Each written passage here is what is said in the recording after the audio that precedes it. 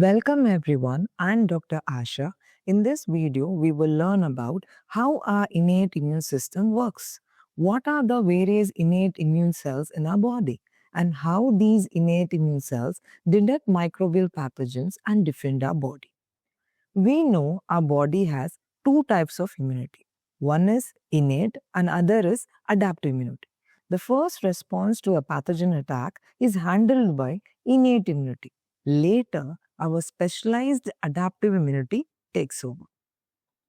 The major components of innate immunity are epithelial barriers that block entry of microbes, phagocytic cells, mainly neutrophils and macrophages, dendritic cells, NK cells, innate lymphoid cells, and mast cells.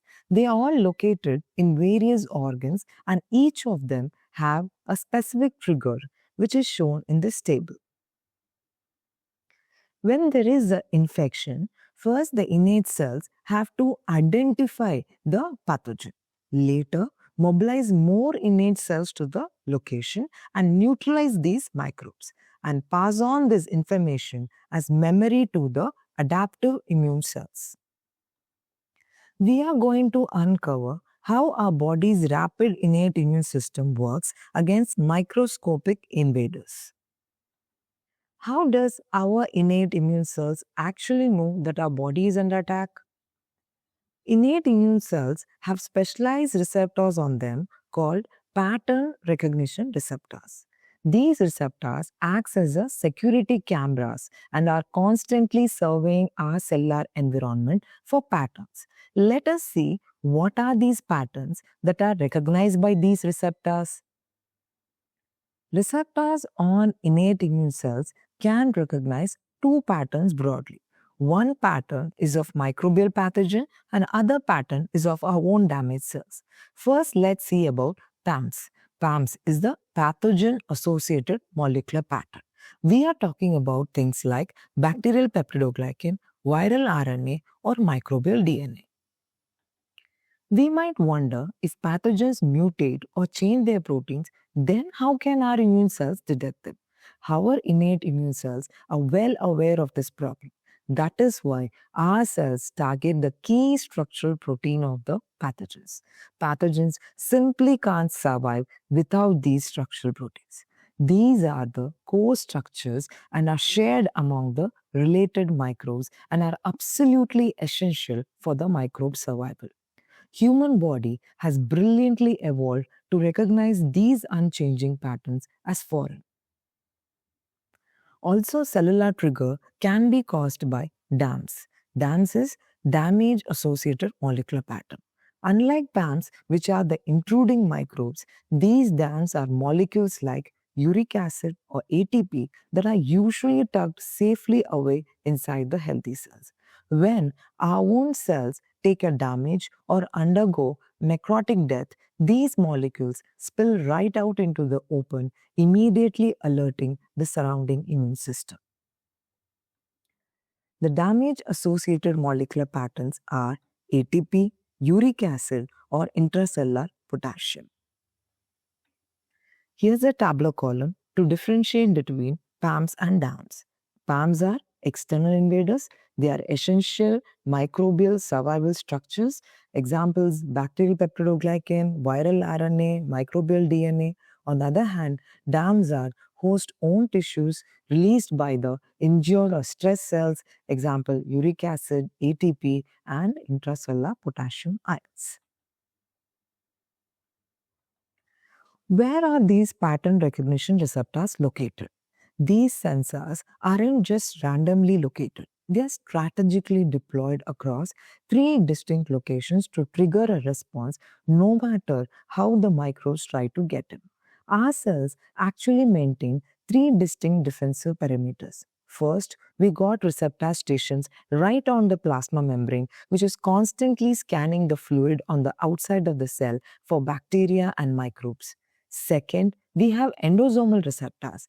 So, when a cell literally swallows a microbe into an internal pouch called endosome, these internal receptors get triggered and the pathogen is detected. And third, we have the cytosolic detectors, which is monitoring the interior fluid of the cell. The best known family of pattern recognition receptor is the toll-like receptors. The founding member of this PRR receptor family, which was simply called toll, was originally discovered not in humans but in the fruit fly Drosophila, where it was tied to the fly's development. Today, we know mammals have evolved 10 different toll-like receptors, each one specifically tuned to recognize different microbial patterns. Toll-like receptors are present in the plasma membrane as well as on the endosomal vesicles. Now, when these toll-like receptors detect a threat, they initiate a massive response. They signal through two pathways. First one, they activate the major transcription factors like nuclear factor kappa B that essentially calls in an army of white blood cells by stimulating inflammatory cytokines. The other major pathway is the interferon regulatory factors, which is immediately deployed to produce lot of type 1 interferons leading to a antiviral defense state.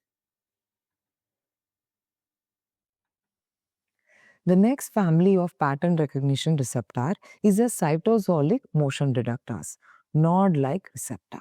These receptors not only detect bacterial products, but they can also detect the internal dams we talked about earlier. These are uric acid or extracellular ATP, or it could be a sudden drop of the intracellular potassium levels.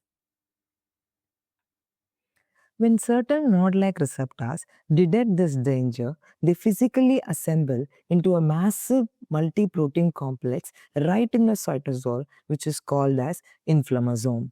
Inflammasome activates the enzyme called caspase-1. Caspase-1 acts like a pair of molecular scissors cleaving the precursor protein to generate a biologically active interleukin-1. Interleukin-1 is the superpotent driver of acute inflammation. It recruits leukocytes to clear out the damaged cells, and it's actually the primary driver of the fever that you feel when you're sick. The next family of pattern recognition receptors are the antiviral scanners, RIG-like receptors, retinoic acid inducible gene 1. Because the viruses are insidious and they hijack the cell's own machinery to replicate directly inside the cytoplasm, the cell needs a highly specialized internal scanners specifically designed to hunt for the foreign nucleic acid. To fight this viral hijacking, our cells employ RIG-like receptors, which actively scan the cytosol for the viral RNA. Meanwhile, we may also have a cytosolic DNA sensors on the lookout for the DNA or microbial DNA or even our own DNA if it has somehow abnormally leaked out of the nucleus. When foreign DNA is detected floating in the cytoplasm, these sensors use a rapid fire signaling route called as STING pathway, that is the stimulator of interferon pathway. Both the RIG-like receptors and STING pathway ultimately sound the alarm for massively ramping up the production of antiviral type 1 receptors. The other receptors like C-type Lectin Receptors detect fungal glycans. Now, one more is G protein coupled receptors that detect short bacterial peptides, and it stimulates the chemotaxis. Last, mannose receptors detect the microbial sugar, and it causes the phagocytosis of microbes. The two outcomes of innate cell activation, one is acute inflammation by getting recruitment of more leukocytes and increased production of cytokines. Second is a more production of type 1 interferons inducing an antiviral state. There are about 100 different pattern recognition receptors. These can recognize over 1,000 different patterns. What happens when the pattern recognition receptors malfunction? If there is a loss of function or gain of function, if these pattern recognition receptor sensors malfunction, the consequences of our body can be severe. For example, hyperactive node-like receptors, when continuously triggered, they release more of inflammasome, which leads to excess IL-1 production, leading to periodic fever syndrome, also known as autoinflammatory syndrome. And second one, an overactive STING pathway leads to systemic inflammatory disorder where body is flooded with antiviral signals even though there is no virus actually present in the body, known as interferonopathies. On the flip side, if you have defective toll-like receptors or inability to produce type 1 interferons, your innate defense system does not work, resulting in a severe susceptibility to viruses. The innate immune cells, with its toll-like receptors, node-like receptors, and DNA sensors, truly is the ultimate rapid responders, buying us the critical time that we need to survive an initial infection. But it leaves us with a total fascinating final thought that you see that these innate cells don't have a long-term memory. So once these cellular arms are ringing and the battle has begun, and wonder how exactly do these first responders communicate with the slow but overwhelmingly powerful adaptive immune system, teaching it to remember that the intruder forever. Think about that for a bit, and that will be a topic for another video.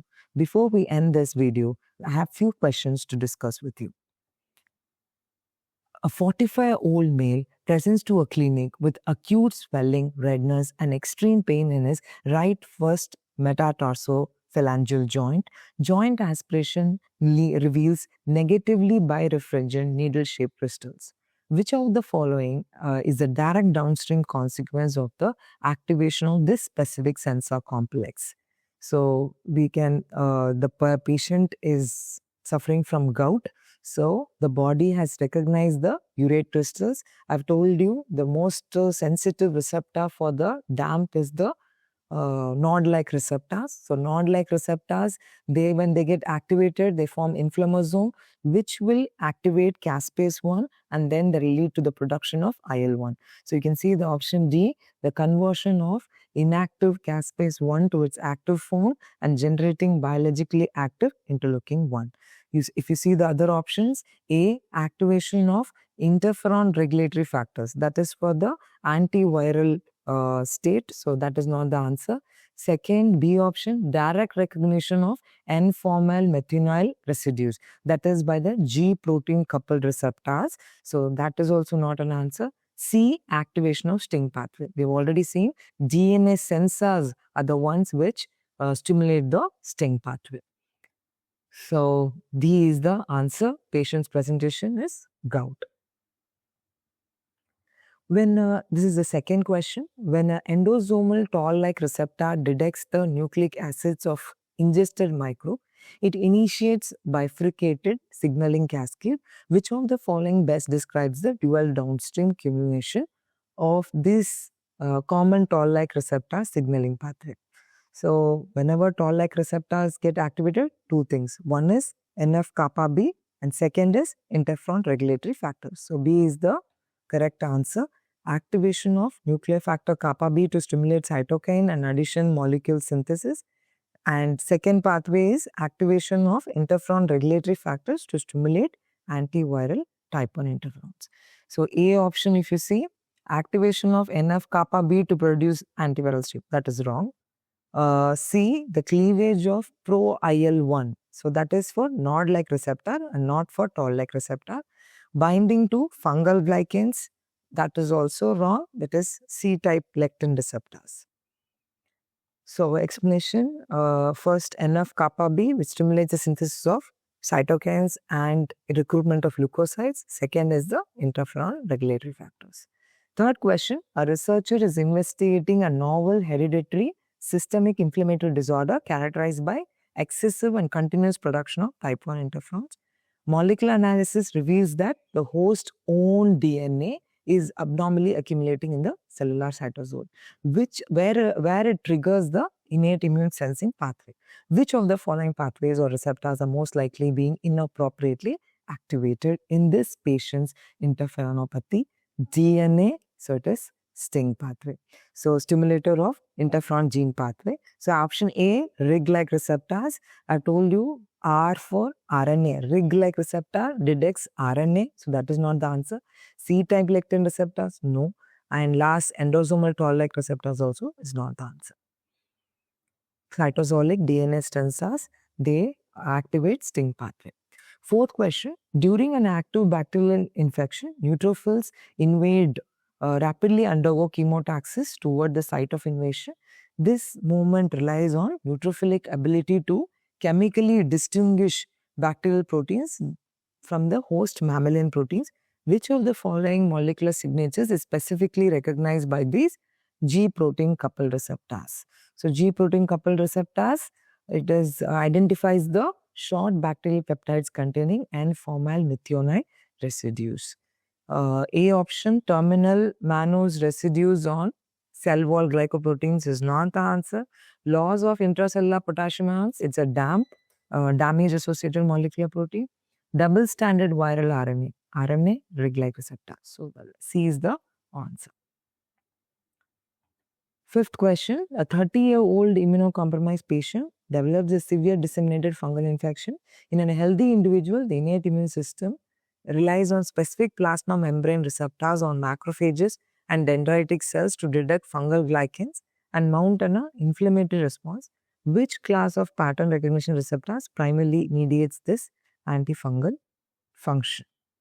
So fungal infection is the fungal glycans is identified by the C-type Lectin receptors.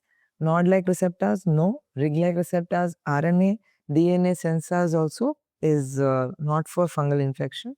So A is the answer. C-type lectin receptors, known as dectins, they detect the fungal glycans. Thank you.